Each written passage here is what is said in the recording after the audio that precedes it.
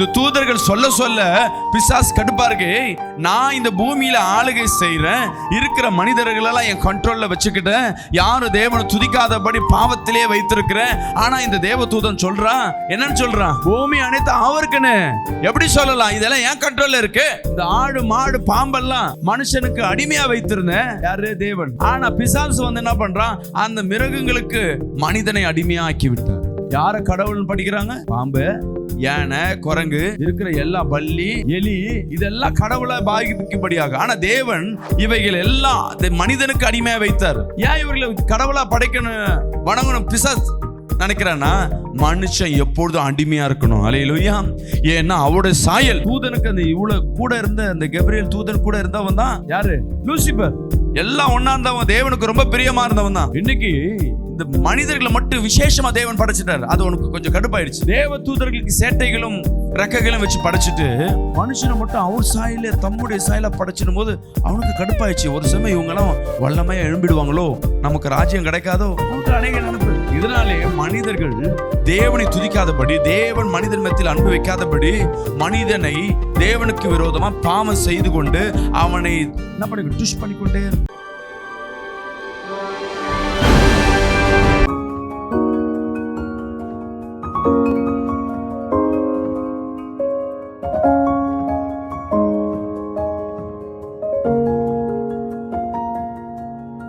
இன்னைக்கு கர்த்தர் நம்மோடு பேசுகிற வார்த்தையை ஏசாயா 6ஆம் அதிகாரம் 2ஆம் வசனத்தை நாம் வாசிக்க கேட்போம். செட்டைகளில் இருந்தன அவனவன் 2 செட்டைகளால் தன் தன் முகத்தை மூடி 2 செட்டைகளால் தன் தன் கால்களை மூடி 2 செட்டைகளால் பறந்து, அல்லேலூயா, பறந்து ஒருவரை ஒருவர் நோக்கி சேனைகளின் கர்த்தர் பரிசுத்தர், சேனைகளின் கர்த்தர் பரிசுத்தர், பரிசுத்தர், பரிசுத்தர், பரிசுத்தர், பரிசுத்தர், பூமி அனைத்தும் அவருடைய மகிமையால் நிறைந்திருக்கிறது, அனைத்தும் அவருடைய மகிமையால் நிறைந்திருக்கிறது என்று கூப்பிட்டு சொன்னார்கள்.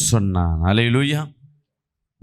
நம்ம எல்லாம் வசனத்தை படிச்சிருப்போம். இன்னைக்கு காலையில் எப்படி ஜெபம் பண்ணலாம் அப்படின்னுட்டு நம்ம வார்த்தைகளில் கர்த்தர் நமக்கு கற்றுக் கொடுத்தார் வசனத்தின் மூலமாக. இந்த மாலை நேரங்களில் சரி நம்ம எப்படி ஜெபம் பண்ணணும், தேவ தூதர்கள் எப்படி இருப்பாங்க, அவங்க ஜெபம் எப்படி பண்ணுவாங்க நம்மளுக்கு தெரியுமா? தேவ தூதர்கள் விசேஷமானவர்கள். நம்ம மனிதன் தேவனுடைய சாயலில் படைத்ததுனால நம்ம ரொம்ப விசேஷம்.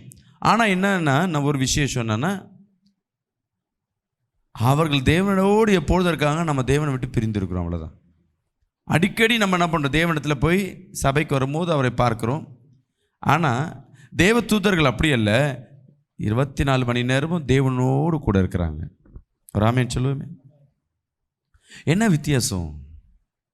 ஏன் அவர்கள் எப்படி இருப்பாங்க? நிறைய பேர் தேவ தூதர்கள்லாம் ராஜா போல இருப்பாங்க. இல்லை, அந்த வசனத்தை மீண்டும் முதல் வசனத்தை படிப்புமா.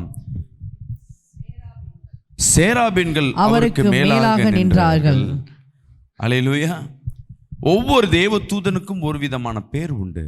கபிரியேல், மீகாவில், நிறைய சூழ்நிலைக்கு ஏற்ற மாதிரி அவர் ஒவ்வொரு தேவ தூதனுக்கும் ஒரு வல்லமை கொடுக்கப்பட்டிருக்கு. இங்கே தேவனை போற்றுகிற சேராபீன்கள் அவர்களுக்கு மேலாக நின்றார்கள். அந்த தூதர் பேரு. அவர்களில் ஒவ்வொருவனுக்கும் அவ்வாறு செட்டைகளில் இருந்தன. செட்டைகள்னா நம்ம பறக்கிற, நமக்கு செட்டைகள் கிடையாது, ஆனால் அவர்களுக்கு செட்டைகள் இருந்தன. அப்போ எப்படி இருப்பாங்க? இப்போ மனிதர்கள் போல கிடையாது. நீங்கள் நினைக்கிற போல தேவன் படைச்ச படைப்பை பார்த்தீங்கன்னா, யானையின் வம்சம் அப்படி எடுத்தா நீர் யானை, காண்டா மிருகம், யானை, இதெல்லாம் பார்த்தீங்கன்னா அது 3 தானே ஒரே மாதிரி இருக்கும். யானையின் வம்சத்தில் அதான் சொல்லிட்டேன், நீர் யானை, யானை, காண்டா மிருகம்னு சொல்லிட்டேன்.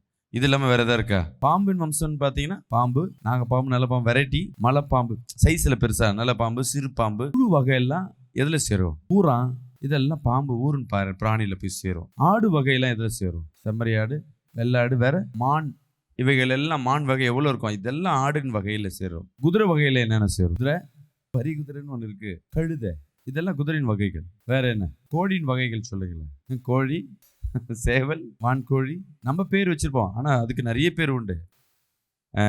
நாட்டுக்கோழி, பொந்த கோழி, கருங்கோழி, பாய்லர் கோழி, நிறைய கோழி வகைகளில் பார்ப்போம். குருவி வகைகள், கிளி வகைகள் என்னென்ன பார்த்துருவோம் உங்களுக்கு? கிளி வகைகளில் பார்த்தீங்கன்னா லவ் பேர்ட்ஸில் கிளி வகைகள் நிறைய இருக்கு. கிளி வகைன்னு எடுத்துனா பறவை இல்லை. இப்போ ஒவ்வொருத்துக்கும் ஒரு இனம், அதுக்கு தான் இனம். நம்ம இனம்ன்று வேற எடுத்துக்கிறோம். இப்போ இனம்ன்றது இங்கே எப்படி இருக்கு? மனுஷன்ல கருப்பர் இனம், வெள்ளை இனம் அப்படின்னு. ஒரு காலகட்டத்தில் பிரித்தாங்க. ஆனால் தேவன் பார்க்கறது இவர்கள் மனித இனம். விசுவாசிக்கிறாமேன்னு சொல்லுவோமே. பறவை இனத்தில் பார்த்தீங்கன்னா நிறைய பிரிவுகள் இருக்கும். இது மேலே ஓங்கி பறக்கிறது, கீழே மட்டும் கொஞ்சமாக பறக்கிறது, மிடில் பறக்கிறது. அவர் இப்படி தான் பிரித்து வச்சிருக்கிறார். நம்ம மனுஷன்தான் ஒவ்வொரு விதமாக பிரிச்சிருப்பான். அவன் செய்கிற வேலையை வச்சுட்டு, அவங்க அப்பா தாத்தா செஞ்ச வேலையை வச்சுட்டு ஒரு மனுஷன் என்ன பண்ணுவாங்க, இவன் இந்த ஜாதின்னு பிரித்து. இது இனம் கிடையாது, மொழியும் கிடையாது. நம்ம இங்கே எங்கள் அப்பா வந்து இங்கே வந்து பிறந்துட்டு தமிழ்லே பேசிட்டு இருந்தாருன்னா, தாத்தாக்கு அப்புறம் தமிழ்லே பேசியிருந்தாங்கன்னா நானும் தமிழ் பேசுவேன். ஆனால் அதற்கு முன்னாடி என்ன பேசுனாங்க தெரியாது. கால சக்கரங்கள் மாறும். ஆனால் தேவன் இதை வைத்து மனிதர்கள் இடம் போடுவாங்க. ஆனால் தேவன் எப்படின்னா ஒவ்வொருத்தருக்கு ஒரு இனத்தை வைத்திருக்கிறார். தூதர்களுக்கு ஒரு உருவம் இருக்குது. அதே போல் பார்த்தீங்கன்னா ஒரு மிருகம் போல் அதே பறவை இனம். எக்ஸாம்பிள், கிளி இனத்திலேயே ஒவ்வொரு இனம், ஒன்று பஞ்சவர்ண கிளின்னுவாங்க, ஒன்று பச்சை கிளின்னுவாங்க, ஒன்று நாட்டு கிளின்னுவாங்க, ஒன்று வெள்ளை கிளின்னுவாங்க, ஒன்று லவ் பேர்ட்ஸ். இதெல்லாம் நிறைய பேர் வரும். ஒன்று ஒரு முக ஜாடைகள் மாறி இருக்கும். இனம் ஒன்று தான், ஆனால் ஒரு உருவம் ஒன்று போல இருக்காது. அதன் குட்டிகளும் ஒன்று போல இருக்காது. ஒரு படைப்பும் நான் அடிக்கடி வேந்து பார்க்குற காரியம், தேவன் எது பண்ணாலும் உண்டு பண்ணாலும் ஒன்றுக்கு நிகராக பெஸ்ட்டாக தான் பட்டுப்பார். தெரிஞ்சுக்கங்க. ஆனால் மனுஷன் எது செஞ்சாலும் 5 டையும் ஒரே மாதிரி இருக்கும். ஐஃபோன் 12 ப்ரோனா 12 ப்ரோவில் 100 ப்ரொடக்ஷன் பண்ணாலும் எப்படி தான் இருக்கும், ஒரே மாதிரி தான் இருக்கும். ஒன்று மாறி இருந்தால் என்ன அர்த்தம், அது பேர் கெட்டு போன பொருள், அது ஒதுக்கப்பட்டது. ஆனால் தேவன் உண்டு பண்ணுகிறது, மனுஷன் எதை செஞ்சாலும் சரிங்க எல்லாம் ஒன்று போல் இருக்கும். ஆனால் பெண்கள் செய்கிறது மட்டும் தோசை வந்து ஒன்று ஒரு விதத்தில் வரும், பூரி ஒன்று விதத்தில் வரும், சாப்பாடு ஒரே மாதிரி ஒரு சாப்பாடு ரெகுலராக வராது. ஆனால் தேவன் எது உண்டு பண்ணாலும் ஒன்றுக்கு நிகராக ஒன்று படைக்கிறவர் அல்ல. ஹல்லேலூயா. ஒன்றுக்கு பெஸ்ட்டாக தான் இன்னொன்று படைப்பார். அப்போ உங்கள் படைப்பு இன்னொருத்தருக்கு பெஸ்ட்டாக தான் உங்களை படைச்சிருக்கிறார். ஆனால் நமக்கு அது தெரியாது. நமக்கு பார்க்குற பார்வை, கேட்குறதெல்லாம் பார்க்கும்போது, நடக்கிறதெல்லாம் பார்க்கும்போது அவங்க வெள்ளையாக இருக்காங்க, நான் கருப்பாக இருக்கேங்க, அதுலேயே ஒரு ஏற்றத்தாழ்வு. அவன் வசதியாக இருக்கா, என்கிட்ட நான் வசதி இல்லை, அதிலே ஒரு ஏற்றத்தாழ்வு. அவன் நல்ல வேலை இருக்கா, நான் நல்ல வேலை இல்லை. அவங்க அப்பா நல்ல வசதி, அவங்க நல்ல அரசியல் குடும்பம். இப்படியே ஏற்றத்தாழ்வை பார்த்து பார்த்து கர்த்தர் உனக்கு கொடுத்த பெஸ்ட்டை எதற்காய் படைத்தாரோ அதை நாம் புரிந்து கொள்வதில்லை. என்னைக்கு புரிஞ்சு கொள்கிறோமோ அன்னைக்கு அடுத்த கட்டத்துக்கு நேராக நம்ம கடந்து போவோம். அது தெரிஞ்சுக்கணும். தேவனை ஏற்றுக்கொள்றதுனால தேவன் என் தகுதியை உயர்த்துவார்னு நீ சொல்லுவது பொய், வேஸ்ட்டு. தேவன் மேலே விசுவாசம் இல்லை. அப்போ என்னவா சொல்லணுமா, என் அன்பு சகோதரியே, தேவன் படைச்சதே விசேஷமாக தான் படைச்சிருக்கிறார். ஹல்லேலூயா. நாளைக்கு மாற்றுவார், இனி மாற்றுவார் சொல்கிறது அவர் மேலே விசுவாசம் இல்லை. அவர் படைத்த படைப்பை நம்ம ஈனம் பண்ணுறோம். ஆனால் உங்களுக்குள்ளே விசுவாசம் எப்படியா இருக்கணும், நான் படைத்த படைப்பே விசேஷமானது. சொல்லுங்களேன், கரங்களை உயர்த்தி. தேவன் என்னை படைத்த படைப்பு விசேஷமானது. நிச்சயமாக என் அன்பு சகோதரியே, கர்த்தர் ஒரு காலத்தை நமக்காய் விசேஷமாய் மாற்றி கொடுப்பார். உண்மையாதான். இன்றைக்கி நம்ம தோற்று போன போல இருக்கலாம், இன்றைக்கி கையில் ஒன்றும் இல்லாதபடி இருக்கலாம். இன்றைக்கி நம்ம அநேகருக்கு மத்தியில் ஒரு பார்வைப்படாதபடி, அதாவது ஒன்றுத்துக்கு எது நம்ம ஒன்று ஸ்பெஷல், ஒன்று ரவுடியாக இருந்தால் எல்லாரும் கண்ணுக்கு தெரியும், போனானே ரவுடி பார்த்து சொல்லுவான். ஒன்று பொறிக்க பையன் இவனை அவன் பொறிக்க பையன்பா, திருட்டு பையன்பா, ஃபைண்ட் அவுட் பண்ணி வச்சுருப்பாங்க. இல்லை ரொம்ப ரிச்சாக இருந்தால் இப்போ இவன் கோடீஸ்வரன்பா, இவன் இப்படி இருக்காங்கன்னு. இல்லை அரசியல்வாதியாக இருக்கணும், இல்லை போலீஸ்காரன் தெரியும். எதுவுமே இல்லாத நடுத்தரமாக இருந்தால் நம்மளை ரோட்டில் போனாலும் கண்டுக்க யாருமே இருக்க மாட்டாங்க. இன்றைக்கி அப்படி தான் இருக்கலாம். உலக பார்வையில் ஒருத்தரும் உன்னை கண்டுக்காதபடி இருக்கலாம். ஆனால் கர்த்தர் உன்னை படைத்த படைப்பே விசேஷ படைப்பு. ஒரு ஆமென் சொல்லுவேன். அப்போ தேவ தூதர்களுக்குன்னு ஒரு படைப்பை வைத்திருக்கிறார். அவர்கள் 2 சட்டைகள் உடையவர்களாக இருக்கிறாங்க. அல்லேலூயா. அப்போ சட்டைகள் இருக்குன்னா அவர்கள் நடக்கிறவர்கள் அல்ல, பறக்கிறவர்களாக இருக்கிறாங்க. படிங்க அடுத்தது. அவர்கள் 2 சட்டைகளால் தன் முகத்தை மூடி, அவங்க தேவனை எப்படி ஆராதிக்கிறாங்க பாருங்களா. 2 சட்டையினால் அந்த கை ரெக்கன்னு வச்சுங்களேன், அந்த புறாவோ கோழிகளோ என்ன பண்ணும், அது தன் முகத்தை மூடும். தன் முகத்தை மூடி 2 செட்டைகளால் தன் கால்களை மூடி. அப்போ அந்த செட்டைகள் மூலமாக கண்ணையும் என்ன பண்ணுது, தலையும் மூடுது, கால்களையும் மூடி. அப்போ தேவனுக்கு முன்பாக என்ன பண்ணுறாங்க யோசிச்சு பாருங்க. தேவ தூதர் தன்னை தாழ்த்துறாங்க பாருங்க. தேவனை ஆராதிக்கும் பொழுது நம்ம ஆளுங்க தேவனை ஆராதிக்கிறது எப்படி, சர்ச்சில் உட்காரும் போது பார்க்கணும், சேரில் உட்காரும் போது சேரில் நல்லா சாஞ்சிக்கின்னு கால் நல்லா எனக்கு தூக்கம் இங்கே தான் ரெஸ்ட்டாக இருக்குது, யாரும் இல்லை, முன்னாடி யாருக்கு இல்லை. இவர் போடுற கால் வந்து முன்னாடி உட்காந்துருக்கோம், கால் என்ன பண்ணுது, டிஸ்டர்ப் பண்ணிட்டு இந்த சேராவது கஷ்டப்பட்டு என்ன பண்ணணும், 2 பேரும் கை பிடியும் இல்லையா, கம்ஃபர்டபுளாக உட்காந்துருக்கோம். அப்படி இதுக்கு மேலே உடனே சேர் உடஞ்சிடும், நீங்கள் விழுந்துருவீங்க. இந்த சில சபையெல்லாம் பார்த்தீங்கன்னா சேர் நல்லா கம்ஃபர்டபுளாக இருக்கும், அதில் அவங்க உட்கார ஸ்டைலு. சில பேர் என்னவோ பிறந்ததே ராஜா வீட்டு கண்டுக்குட்டி மாதிரி என்ன பண்ணுவாங்க, அந்த சபையில் சேர் கீர் வாங்கி கொடுத்துட்டாங்கன்னா எப்படி போடுவாங்க தெரியுங்களா, கால் மேலே கால் போட்டு உட்காருவாங்க. எப்போ உள்ளே எதிர்க்கு வந்திருக்கோம் ஆலயத்துக்குள்ளே தேவனை மகிமைப்படுத்த. அல்லேலூயா. நம்ம மனைவியில் நம்ம நல்லா கோச் வீட்டெலாம் போட்டு இந்த இடம் அழுக்காக இருக்கு அப்படி அழக்காக உட்காந்துருப்போம், ட்ரெஸ்ஸு கலையாமல். நம்ம தேவனை ஆராதிக்க வந்திருக்க நம்ம நட உட இதெல்லாம் சொன்னால் நிறைய பேர் என்ன பண்ணுவாங்கன்னா, இப்படிலாம் கத்த சொல்லுவார். ஆமாம், இங்கே தேவ தூதர்கள் தேவனை ஆராதிப்பதற்கு அவர்கள் என்ன பண்ணுறாங்களாம், தன் முகத்தையும் காலையும் தன் செட்டையினால் அப்படின்னு எப்படி இருப்பாங்க தெரியுங்களா, அப்படியே குனிஞ்சி தன் சட்டைகளை மூடிட்டு அவருக்கு முன்பாக பணிந்து எவ்வளோ பாருங்க. அதனால தான் அவர்கள் பாவத்தை தீண்டாதபடி அவர்கள் இன்னும் தேவ சமூகத்தில் காத்திருக்கிறாங்க. அல்லேலூயா. ஒரே ஒரு இனம்தான் அவங்களதுலேருந்து, லூசிபர் இனம்தான் என்ன பண்ணுது, தேவனை முன்பாக ஒரு பெருமை பாராட்டி அதுலேருந்து விலகி வந்து என்ன ஆயிடுச்சு, இன்னைக்கு சத்ருவாய் மாறி நிற்கிறாங்க. மீதி இருக்கிறவர்களாக தேவனிடத்தில் பணிந்தவர்களாக இருக்கிறாங்க. ஏன் லூசிபர் விழுந்து போனானா, அவன் தேவனுக்கு முன்பாக உயர்த்தும்படியாக, தன்னை உயர்த்தி காட்டும்படியாக அவன் விரும்பினான். ஒரு ஆமென் சொல்லுமே, கவனிங்களே, அவன் விரும்பினான். இன்னைக்கு தள்ளப்பட்டனா இருக்கு. இன்னைக்கு மனிதனாக இருக்க நம்ம தேவனுக்கு முன்பாக நம்ம தாழ்த்தப்படணும். ஒரு ஆமென் சொல்லுவோமே. மற்ற மனிதர்களுக்கு முன்பாக நம்ம என்ன இருக்கணும், தாழ்மையை தரித்தவர்களாக இருக்கும் பொழுது கர்த்தர் நம்மளை கனம் பண்ணுகிறவராக இருக்கிறார். அல்லேலூயா. தன்னைத்தானே தாழ்த்தும் பொழுது தேவன் உன் தலையை உயர்த்துவார். படிங்க. தன் கால்களை 2 செட்டைகளை மூடி 2 செட்டைகளால் பறந்து. அப்ப எத்தனை செட்டைகள் இருக்கும்னு நினைக்கிறீங்க? நார்மலா பறவைக்கு எத்தனை செட்டைகள்? 2. இந்த தேவ தூதருக்கு எத்தனை செட்டைகள்னு நிறைய பேர் தெரியாத வசனம் சொல்லுது. ஒரு செட்டையில் கையை 2 செட்டை, அதுவும் 2 சொல்லுது. 2 செட்டையினால முகத்தை 3 சூழ்நிலை கால்களை மூடி 2 செட்டைகளை என்ன பண்றாங்க, பறந்து ஆராதிக்கிறாங்க. விசுவாசிக்கிறாமேன்னு சொல்லுவேமே. நான் எப்படி பாஸ்டர் முழங்கால் போடுறது கால் வலிக்கும், நான் எப்படி ரொம்ப நேரம் நின்னா எனக்கு கால் வலிக்கும். நம்மளோட கம்ஃபர்டபுள் பார்க்குறோம். ஒரு தேவ பறவைக்கு 2 ரெக்கை எதிர்க்குன்னா நல்லா பறப்பதற்கு, அதில் ஒரு சிறகை நீ அடக்கிட்டு மீதி இருக்க சிறகுல பறக்கன்னா அதில் பறக்க முடியாது. ஆனால் தேவதூதன் பாருங்கள், கொடுக்கப்பட்ட 6 சிறகுகளை 4 சிறகுகளை தேவனுக்காய் பணிவதற்காய் தன்னை தாழ்த்தி 2 சிறகுகளை கஷ்டப்பட்டு பறந்து தேவனை ஆராதிக்கிற அந்த விசேஷத்தை பாருங்கள். இதனால தான் தேவன் அவர்களை விசேஷமாக வைத்திருக்கிறார். ஆக்கப்பூர்வமான காரியம், தேவனுடைய நேரடியான பணிகளை செய்வதற்கு அந்த தூதர்களை பயன்படுத்தி கொண்டிருந்தார். இன்றைக்கும் தேவன் உங்களையும் பயன்படுத்த ஆயத்தப்படுகிறார், ஆசைப்படுகிறார். நீ சாதாரண ஊழியம் பண்ணலாம், இல்லை ஊழியத்திற்கு நீ தகுதி இல்லைன்னு நீங்கள் நினைத்து கொண்டிருக்கலாம். ஆனால் தேவன் உங்களை தேர்ந்தெடுத்திருப்பது அது ஊழியத்திற்காய். விசுவாசிக்கலாமேன்னு சொல்லுவேமே. நீ எதற்கும் நீ ஆலயத்துக்கு வர நினச்சிருக்கலாம், உங்கள் நன்மைக்காய் நீங்கள் வந்திருக்கீங்கன்னு நினச்சிருக்கலாம். இல்லை, தேவன் அதற்காய் அழைக்கலை, உங்களுக்கு நன்மையை கொடுத்து அவர் பணியை செய்வதற்கு இந்த உலகத்தில் தகுதி இல்லாத உங்களை தான் தகுதிப்படுத்தும்படியாக தேர்ந்தெடுத்திருக்கிறார். கரங்களை தட்டி வராமேன்னு சொல்லுவேமே. அல்லேலூயா. ஒரு ஐஸ்வர்யன் பார்த்து சொல்கிறான், இந்த சபைக்கு போகிறவங்கெல்லாம் ஒன்றும் இல்லாத ஆள். எப்படி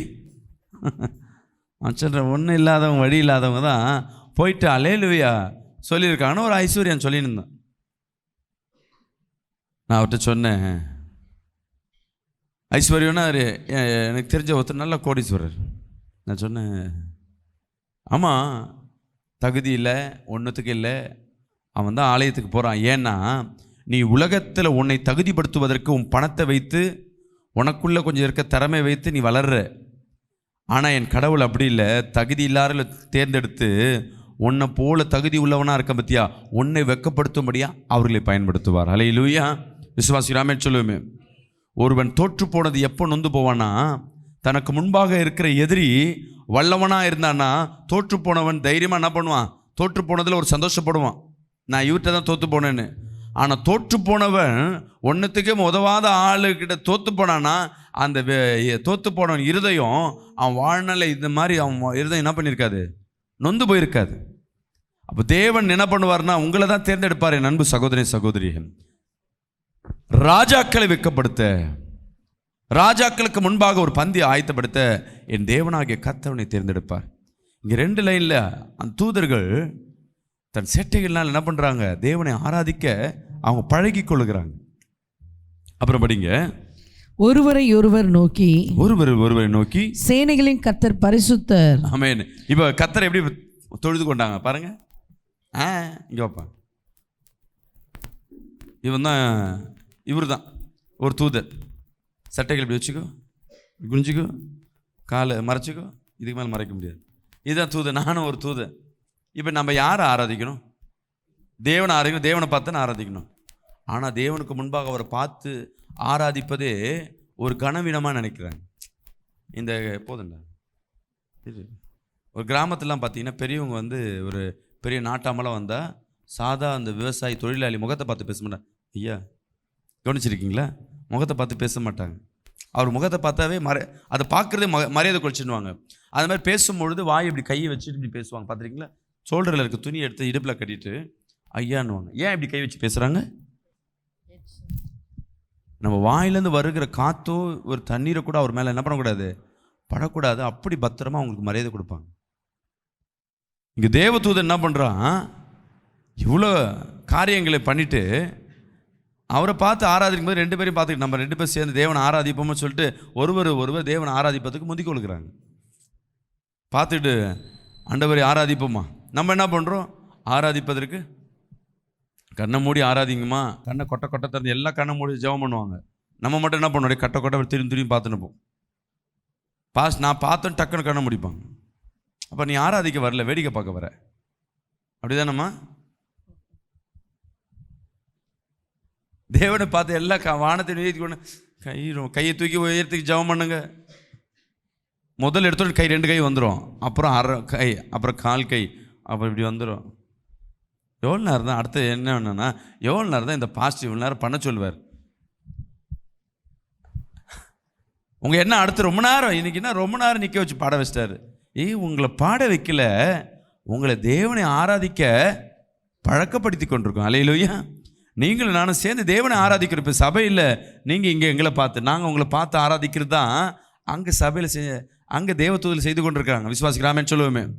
நீங்கள் பலிபீடத்தை பார்த்து பாடுறீங்க, நாங்கள் உங்களை பார்த்து ஆராதிக்கிறோம். அப்போ யாரை ஆராதிக்கிறோம்? இது எங்கேருந்து கற்றுட்டு பண்ணுறோம்? விசுவாசிக்கிறாமேன்னு சொல்லுவோமே. ஒரு காலகட்டங்களில் இப்படி ஆராதனை கிடையாது. நீங்களும் இப்படி இருப்பீங்க, நானும் இப்படி இருப்பேன். ஏன்னா இதுதான் பலிபீடம், தேவன் இங்கே தான் இருக்கார். என்ன பண்ணுவாங்க, ஆசாரியர் இங்கே தான் பூஜை பண்ணுவார், நீங்களே இங்கே தான் பூஜை பண்ணுவீங்க. இன்னும் சில இந்து மார்க்கத்தில் என்ன பண்ணுறாங்க, அந்த வழிமுறையை கற்றுக்கொண்டு இருப்பாங்க. பார்த்துருக்கீங்களா? எல்லாம் அங்கே தான் ஆராதனை, அங்கே தான் இருக்குது உருவன்ட்டு. ஆனால் சபைகளில் தான் பாஸ்டர் ஆடியன்ஸை பார்ப்பாரு, ஆடியன்ஸ் நம்மளை பார்ப்பாங்க. 2 பேர் சேர்ந்து ஆராதிக்கிறது. எங்கே இந்த பழக்கம் எங்கேருந்து வந்தது? அல்லேலூயா. விசுவாசிக்கலாமேன்னு சொல்லுவோமே. படிங்க, ஒருவரை ஒருவர் நோக்கி சேனைகளின் கர்த்தர் பரிசுத்தர். அல்லேலூயா. ஒருவர் சொல்றாங்க, சேனைகளின் கர்த்தர் பரிசுத்தர், பரிசுத்தர், பரிசுத்தர், பரிசுத்தர். தேவனை ஆராதிப்பதற்கு ஒரு முறை இருக்கு. இதெல்லாம் நம்ம அங்க தேவதூதர்கள் கருத்துட்டு வந்திருக்கோம். படிங்க தொடர்ந்து. பரிசுத்தர் பரிசுத்தர், பூமி அனைத்தும் அவருடைய மகிமையால் நிறைந்திருக்கிற, பூமி அனைத்தும் அவருடைய மகிமையால் நிறைந்திருக்கிறது என்று கூப்பிட்டு சொன்னார்கள். அல்லேலூயா. இந்த தூதர்கள் சொல்ல சொல்ல பிசாஸ் கடுப்பா இருக்கு. நான் இந்த பூமியில ஆளுகை செய்கிறேன், இருக்கிற மனிதர்களெல்லாம் என் கண்ட்ரோல்ல வச்சுக்கிட்டேன், யாரும் தேவனை துதிக்காதபடி பாவத்திலே வைத்திருக்கிறேன். ஆனா இந்த தேவதூதன் சொல்றான், என்னன்னு சொல்றான், பூமி அனைத்து அவருக்குன்னு. எப்படி சொல்லலாம்? இதெல்லாம் என் கண்ட்ரோல்ல இருக்கு. இந்த ஆடு மாடு பாம்பெல்லாம் மனுஷனுக்கு அடிமையா வைத்திருந்தேன், யாரு? தேவன். ஆனா பிசாசு வந்து என்ன பண்றான், அந்த மிருகங்களுக்கு மனிதனை அடிமையா ஆக்கி விட்டார். யார கடவுள்னு படிக்கிறாங்க? பாம்பு, யானை, குரங்கு, இருக்கிற எல்லா பல்லி, எலி, இதெல்லாம் கடவுளை பாதிக்கும்படியாக. ஆனா தேவன் இவைகள் எல்லாம் மனிதனுக்கு அடிமையா வைத்தார். ஏன் இவர்களை கடவுளா படைக்கணும், வணங்கணும் பிசாஸ் நினைக்கிறான்னா, மனுஷன் எப்பொழுதும் அடிமையா இருக்கணும். அல்லேலூயா. ஏன்னா அவருடைய சாயல், தூதனுக்கு அந்த இவ்வளோ கூட இருந்த அந்த கெப்ரியேல் தூதன் கூட இருந்தவன் தான் யாரு? லூசிபர். எல்லாம் ஒன்றா இருந்தவன், தேவனுக்கு ரொம்ப பிரியமாக இருந்தவன் தான். இன்னைக்கு இந்த மனிதர்களை மட்டும் விசேஷமாக தேவன் படைச்சிட்டார். அது உனக்கு கொஞ்சம் கடுப்பாயிடுச்சு. தேவ தூதர்களுக்கு சேட்டைகளும் ரெக்கைகளும் வச்சு படைச்சிட்டு மனுஷனை மட்டும் அவர் சாயில தம்முடைய சாயில படைச்சிடும் போது அவனுக்கு கடுப்பாயிடுச்சு. ஒரு சமயம் இவங்கெல்லாம் வல்லமையாக எழும்பிடுவாங்களோ, நமக்கு ராஜ்யம் கிடைக்காதோ, அவனுக்கு அநேக நினைப்பு. இதனாலே மனிதர்கள் தேவனை துதிக்காதபடி, தேவன் மனிதன் மத்தியில் அன்பு வைக்காதபடி, மனிதனை தேவனுக்கு விரோதமாக பாவம் செய்து கொண்டு அவனை என்ன பண்ணி டுஷ் பண்ணிக்கொண்டே இருந்தான். இப்போ எல்லாம் அவனோட நினைப்பு என்னன்னா, எல்லாரும் என் கண்ட்ரோலில் இருக்கிறாங்க, எல்லாம் அப்பா கண்ட்ரோல் இல்லை முடிவு பண்ணிட்டான். ஆனால் தூதர்கள் பாடுறாங்க, பூமி அனைத்தும் யார் கையில் இருக்கு? அவருடைய மகிமையில் இருக்கு. அல்லேலூயா. கேட்கும் போது அவனுக்கு கடுப்பாக இருக்கு. உங்களுக்குள்ள விசுவாசம் இருக்கணும். என் அன்பு ஜனமே, என் வாழ்க்கை முழுவதும் தேவன் தான் என்ன பண்ணுற ஆளுகை செய்கிறார். சொல்லுங்களேன், என் குடும்பத்தை தேவனாகிய கர்த்தர் ஆளுகை செய்கிறார். கரங்களை தட்டி வராமே சொல்லுவோமே. அல்லேலூயா. நீங்கள் விசுவாசத்தோடு சொல்லணும், என் குடும்பத்தை தேவன் தான் ஆளுகை செய்கிறார். பிசாசு பாப்பா, இவனை கடனில் வச்சேன், வேலை இல்லாமல் வச்சேன், இவன் குடும்பத்தில் அழுகை வச்சேன், ஆனால் அப்பயும் அவங்க அப்பாவை புகழ்றாளே பொறாமப்படுவான். இன்னும் வாழ்க்கையில் என்ன பண்ணுவான்? நெருக்கத்தை உண்டு பண்ணுவான். ஒரு லெவலுக்கு மேலே அதான் வசனம் சொல்லுது. படிங்க, 4 படிங்க. கூப்பிடுகிறவர்களின் சத்தத்தால் வாசல்களின் நிலைகள் அசைந்து, சத்தத்தினால் வாசல்களின் நிலைகள் அசைந்து, ஆலயம் புகையினால் நிறைந்தது. அல்லேலூயா. தேவதூதர்கள் ஆராதிக்கிறது அந்த ஆலயமே என்ன பண்ணுதான்? ஒரு புகை மூட்டை போல ஒரு அசைவுதல் இருக்கு. இங்கே நம்ம ஆராதிக்கிறோம், அந்த மியூசிக்லாம் போட்டு தான் அந்த பில்டிங்கை புர்ன்னு ஒரு அதிர்வு கொடுக்குறோம், தவிர நம்ம சரீரத்துக்குள்ளேருந்து ஒரு வல்லமை வெளிப்படலை. நம்மளாம் கைத்தர சொன்னால் மெதுவடை கூட கிட்டுரும். இப்படி கிட்ட வந்துட்டு இப்படி இல்லை, ஸ்லோ கை தட்டி ஜெபம் பண்ணுங்க, வாயில் வராது, கையும் வராது. இங்கே பாருங்க, அந்த ஆலயம் அதிர்ந்து தான் புகைமூட்டம் போல ஒரு எழுப்புதல். நம்ம நினைப்போம் டீசெண்டாக ஜெபம் பண்ணல. தேவன் டீசெண்டாக எதிர்பார்க்கலையே. அவர் எதிர்பார்த்தாரா என்கிட்ட வந்து டீசெண்டாக வந்து ஜெபம் பண்ணுன்னு? இந்த டீசென்ட்னா என்ன அர்த்தம்? டீசென்ட் எதற்குள்ள அடங்குது? நான் பெருமைக்குள்ளாக அடங்குது. நான் இப்படி தான். என் கூட ஒரு பாஸ்டர், என் கூட இந்த நண்பர், ஒரு காலகட்டங்களில் நண்பராக, குடும்ப உறவு நண்பராக இருந்தவர், நல்லா ஜாலியாக இருப்பார், வேலை செஞ்சுட்டு இருந்தார். திடீர்னு அவங்க அப்பா இறந்துட்டார். உடனே அந்த ஊழியம் அவருக்கு வந்துடுச்சு. இதுவரையும் ஜாலியாக இருந்தவர் இப்போ ஊழியம், நீ தான்ப்பா மூத்த பிள்ளை, நீ தான் ஊழியம் பண்ணோன்னே அந்த வெள்ளை ட்ரெஸ்லாம் மாட்டிட்டார். அப்படியே ஷோல்டர் கொஞ்சம் தூக்கிட்டார். நான் பார்த்துட்டு, எப்படி இருக்க அப்படின்னால, ஷோல்டர் கீழே இறங்க மாட்டேது. எவ்வளோ நேரம் அவர் தூக்கி வச்சுருப்பார். அப்படியே கொஞ்ச நேரம் இருந்துச்சு. எப்படி பாருக்கா? பிரைஸ் லார்ட், நல்லா இருக்கேன், கர்த்தருடைய கிருபையில் நான் நல்லா இருக்கேன். நான் கேட்குறேன், எவ்வளோ நேரம் தம் பிடிச்சின்னு இருப்பேன், கொஞ்சம் ஃப்ரீயாக தான் ஓட. அப்போ கூட சிரிக்க மாட்டேன். காதில் போய் கேட்குறேன், என்ன பதவி வந்த உடனே பாஸ்டர்னு, கர்த்தர் இவ்வளோ குடும்பத்தின் பாரத்தை என்கிட்ட கொடுத்துட்டேன். யாரு இவ்வளோ இப்போ குடும்பத்தின் பாரத்தை கொடுத்தா அதுக்கு சிரிக்க வேணான்னு கர்த்தர் சொன்னாரா? அல்லேலூயா. அடே பெருமை. ஏன்னா இப்போ எல்லாம் பதவி எல்லாம் இப்போ பெரிய தலைமை பாஸ்டர் ஆகிட்ட உடனே இந்த ட்ரெஸ் எல்லாம் அயன் பண்ணிக்கிட்டு, இன்னைக்கு குடும்பத்தில் பாருங்கள் நல்லா இருப்போம். இந்த பிள்ளைங்களாம், பெண் பிள்ளைங்களை பாருங்களேன், ரொம்ப மோசமாக இருக்கும். நல்ல வீட்டில் செல்லையமாக ஜாலியாக விளையாண்டுட்டு இருக்க, ஒரு குழந்தைத்தனமாக இருக்கும். கல்யாணம் பண்ணி முடிச்சோன்னே என்னவோ அந்த மாதிரி தான் குடும்பத்தை கட்டி காக்கிற மாதிரி அப்படியே சாவி கொத்து எப்போ தேடினே அப்படியே சுற்றின்னு இருப்பாங்க. ஆனால் அந்த வீட்டில் இருக்க கல்யாணம் ஆனவர் இன்னும் கிரிக்கெட் ஆடிக்கிட்டு, கோலி ஆடிக்கிட்டு இருக்கிற ஃப்ரெண்ட்ஸோட சுற்றின்னு இருப்பார், விளையாட்டு பிள்ளையாக இருப்பார். ஆனால் அந்த பிள்ளை மட்டும் கல்யாணம் ஆகிட்டு ஒரு வீட்டுக்கு வந்தோடனையும் எல்லாம் சொல்ல, நீ மருமகமா, நீ தான் குடும்பத்தை பார்க்கணும், நீ தான் கடவுளை பார்க்கணும். அப்படியே அந்த பிள்ளைக்கு எப்போ உங்கள் கௌரவத்தை பார்க்குறியோ, எப்போ டீசென்ட் பார்க்குறியோ, அது பெருமைக்கு உட்பட்டதாக இருக்குது. தேவன் நீ பெருமையாக இருந்தா எதிர்த்து நிற்கிறார். நீ குழந்தைத்தனமாக இருந்தீன்னா உனக்காக எல்லாமே என் தேவனாகிய கர்த்தர் செய்வார். அல்லேலூயா. விசுவாசிக்கிறாமேன்னு சொல்லுமே. அல்லேலூயா. இங்கே நீ ஜெபிக்கும் பொழுது அந்த ஆலயம் அதரணும். இங்கே ஆலயம் அலைஞ்சாங்க. கூப்பிடுதலின் சத்தத்தினால் வாசல்கள் நிலைகள் அசைந்து ஆலயம் புகையினால் நிறைந்தது. விசுவாசிக்கிறாமேன்னு சொல்லுவேன். இப்போ நம்ம ஜெபிக்கிறோன்னா உன் ஜப அறை எப்படியா இருக்கணும்? பாஸ்டர் சொல்லிட்டாரு, ஒரு சாம்பிராணி எடுத்துகிட்டு வந்து கொசுவத்தி புகை எடுத்துகிட்டு வந்து புகையாக இருக்கணும். புகையாக இருக்கா பாஸ்டர்? ஓகே, நீங்கள் சொன்னது சரியாக போச்சா? இல்லை, சத்தமாக இருக்குது. 2 டிவி சவுண்டு போட்டு 2 ஆடியோ இன்ஸ்ட்ருமெண்ட் நாடகத்தை வச்சுட சவுண்டாக இருக்கா பாஸ்டர்? புகை இருக்குது, சவுண்டு இருக்குது, மேட்சிங் சரியாக போச்சு. நம்ம இப்படி தான் பண்ணிருக்கோம்.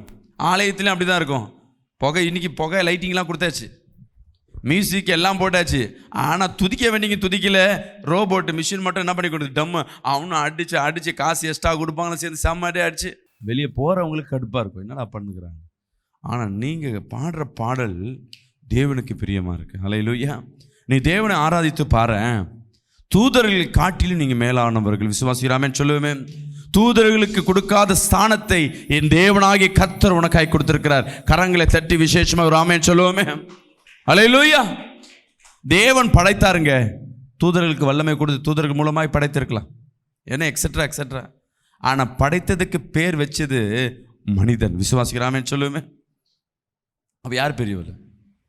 ஒரு பிள்ளைக்கு பெக்கிறது நீங்களாக இருக்கணும். பேர் வைக்கிறதுக்கு யார்ட்டையாவது எத்தனை வரீங்க பெரிய தலைவர்கிட்ட? இப்போ யார் பெரிய ஆள்? பிறந்த குழந்தை பெருசா, பெத்த தாய் தகப்பன் பெருசா, பேர் வைக்கிறவர் பெருசா? எனக்கு அவர் தாங்க பேர் வச்சார், எனக்கு எங்கள் தாய் மாமா பேர் வச்சது, எனக்கு அந்த கட்சிக்கார் பேர் வச்சார். இந்த ஜெயக்குமார் போவார் அடிக்கடி, பிறந்து பேர் வச்ச குழந்தைக்கு 2 ரூபா ஒரு 1000 ரூபா வாங்க. அவர்கிட்ட ஐயா ஒரு பேர் வைங்கன்னு. அந்த குழந்தை ஆண் குழந்தையா பெண் குழந்தையா தெரியாது. அவர் என்ன பண்ணுவார், சேகர்னு வைப்பார். அது பார்த்தா பொன் குழந்தை, ஐயா அது பொன் குழந்தை அப்படின்னா வள்ளின்னு வச்சுக்கோ, அவ்வளோதான். ஆல்ரெடி பேரை வச்சுட்டு இருப்பாங்க. இல்லை உண்மையாகவே அவர் வந்து பேர் வச்சாருன்னா, இப்போ இருக்கும் போதெல்லாம் சொல்லுவாங்க, எனக்கு யார் பேர் வச்சா தெரியுமா? ஒரு எம்எல்ஏ வச்சு. உங்கள் அம்மா பெற்றது பெருசாக தெரியாது, பேர் வச்சவங்க பெருசாக தெரிவாங்க. அதே போல தான் என் தேவன் உனக்காய் ஒரு அங்கீகாரத்தை கொடுத்துருக்கிறேன். காட்டு மிருகங்களுக்கும் நீ பெத்த பிள்ளைக்கு யாருங்க பேர் வைக்கிறா? அந்த அதிகாரத்தை கர்த்தர் உனக்கு கொடுத்துருக்கிறார். விசுவாசிக்கிறாமேன்னு சொல்லுமே. என்னதான் இருந்தாலும் சாம்பார் ரசமாக இருந்தாலும் நீ செய்யுமா அதுக்கு நீ வைக்கிறது தான் பேர். உண்மையா இல்லையா? காரக்குழம்புல கறி போட்டா, காரக்குழம்புல சுண்டல் போட்டா, சரி அது என்ன சுண்டக்காய் போட்டா, காரக்குழம்புல மீன் போட்டால் பேர் நம்ம தான் வச்சுக்கணும். மீன் குழம்பு அது இருக்காது, வேறு தான் இருக்கும். ஆனால் நான் செஞ்சுட்டேன், இதுக்கு தான் பேர். இந்த பேரை யாரால் மாற்ற முடியுமா? யாரால் மாற்றினாங்கன்னா அவங்களுக்கு சாப்பாடு கிடையாது. ஏன்னா நான் வச்சுருக்க பேர், இதுக்கு பேர் என்னம்மா இது பேர், இதுக்கு தாங்க சாம்பார். சாம்பார் மாதிரி தெரியலையே, கொடுத்தா ஒரு வீட்டில் போய் சாப்பிட்றேன், அந்த காஃபியா டீயான்னு தெரியல. நான் நினச்சி பூஸ்டாக இருக்கும்போது சாப்பிட்டுக்கிறேன். அந்த அம்மா சொல்கிறாங்க, காஃபி எப்படி இருந்தது? காஃபியாம்மா இது? சரிம்மா. நாங்கள் ஒரு பேர் வச்சோம், இதுக்கு காஃபியாக இருக்கும்னு. பாஸ்டர்மா சொல்கிறோம், இல்லைங்க இது டீ தாங்கன்னு. நான் 2 பேரும் இல்லைங்க டீயும் இருக்காது, இது வந்து என்ன பூஸ்டாக தான் இருக்குன்னு. அவங்க சொல்லுவோம், எப்படி டேஸ்ட்டாக இருந்ததுங்களா? இதுதான் எங்கள் ஊர் காஃபின்றாங்க. பேர் என்ன வச்சுருக்காங்க? நான் ஒத்துக்க முடியுமா இல்லைன்ட்டு? இல்லைன்னு சொன்னால் அந்த இருக்கிற காஃபி பிடிங்கிடுவாங்க, அடுத்த முறை கொடுக்க மாட்டாங்க. அதனால் ஒத்துக்கிட்டு தான் வரணும். அப்போ பேர் வைக்கிற வல்லமையை கர்த்தர் கொடுத்துருக்கிறார், உங்களுக்கு அதிகாரத்தை கொடுத்திருக்கிறார். தூதர்களை காட்டிலும் விசேஷமானவர்கள். ஆனால் தூதர்கள் தன் ஸ்தானத்தில் அப்படியே நிலை கொண்டு இருக்கிறாங்க. நம்ம தான் அப்போ என்ன பண்ணிக்கொண்டு தன் ஸ்தானத்தை விட்டு மாறிக்கொண்டே இருக்கிறோம். என்னைக்காவது ஒரு நாள் உன் ஸ்தானத்தில் நீ நிலையாக இருப்பேன்னா தூதர்களை காட்டிலும் கர்த்தர் உன்னை மேன்மையை வைப்பதை உன் கண்கள் பார்க்கும். ராமேன் சொல்லுவோமே, சத்தமாக சொல்லுவோமே. அல்லேலூயா. இன்னொரு ஏன் தூதரை காட்டிலும் நீ ஸ்பெஷல்ன்ற ஒரு காரியத்தை சொல்கிற பாருங்க. தூதன் அப்போ படைச்சதுல இப்போ வரையும் ஓடினே இருக்கான். ஒரே ஒரு வாட்டி ஒரு கூட்டம் தப்பு பண்ணிச்சு, 3ல் ஒரு பங்கு என்ன பண்ணிட்டாரு, பூமிக்கு அமுச்சு விட்டார். லூசிபரோட கூட சேர்த்து 3ல் ஒரு பங்கு 33.3% 33 தேவர்களை என்ன பண்ணிட்டார் தேவன், பூமிக்கு அமிச்சிட்டார், சபிச்சு அமிச்சிட்டார். மீதி இருக்கவங்கெல்லாம் அப்பத்துலேருந்து இப்போ வரையும் உலகம் தோற்றம் முதல் இது வரையும் தேவனோட பணி செய்து கொண்டே இருக்காங்க. நம்ம பாருங்கள் 60 வருஷம் பணி செய்வோம், 80 வருஷம் பணி செய்வோம், அதுக்கப்புறம் நல்லா போய் ரெஸ்ட் எடுக்கிறவங்க விசேஷமா, வேலை செஞ்சுனே இருக்கவங்க விசேஷமா? வேலை செஞ்சுருக்க விசேஷமாம்மா? வேலை செஞ்சுட்டு யாருக்கு ரெஸ்ட் கிடைக்குதோ அவனுக்கு ராஜா வீட்டு கண்டுபிடிங்க. வேலைக்கு எவ்வளோ ரெஸ்ட் கிடைக்குது, நான் பார் ஓடினே இருக்கேன். ரெஸ்ட்டு திருப்பி தேவன் வரும்போது தான் உனக்கு திருப்பி என்ன இருக்குது, ஒரு வாழ்க்கை, மீண்டும் ஒரு ஓட்டம், அந்த பரலோக ராஜ்யத்துக்காக காத்திருக்கிறோம். எப்போ தேவ ராஜ்யம் வருதுன்னு தெரியல. முன்னவும் மறிச்சவங்களும் ரொம்ப ரெஸ்ட் எடுத்துனுக்கிறாங்க. ஆனால் தேவதூதர் மட்டும் பணி செஞ்சுனே இருக்கான். யார் பெஸ்ட்டு?